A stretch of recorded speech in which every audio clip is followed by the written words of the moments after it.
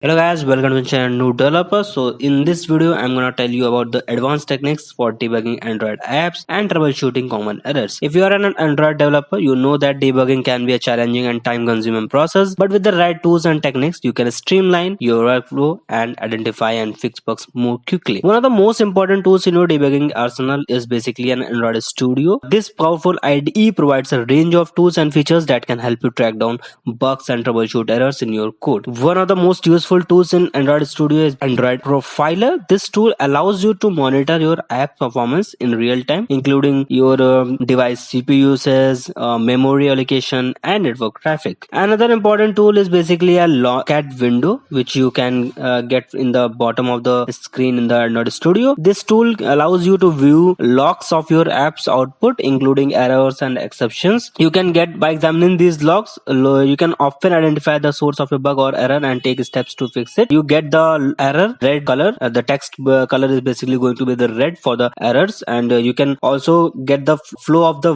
error, basically from where the error started, the code started, and then at which line basically the error got occurred. Okay, so that is basically the logcat window tool. You can use that. Another powerful debugging tool is basically create breakpoints. By placing breakpoints in your code, you can pause the execution of your app at a specific point and examine its state. Like you can create a debug point, or you can say breakpoint at particular point of the code, and just analyze that state, that what the value of the particular variable at that time of the code, and what happened after the variable got null or something. Here you have it. And these are some advanced techniques for debugging Android apps and troubleshooting common errors. By using these tools and techniques, you can streamline your workflow and become a more efficient and effective Android developer. So thanks for watching. So yeah, that's it for this video. If you like this video, click like button, share it with your friends, comment below if you have anything to comment, and yeah, subscribe the channel, press the bell icon.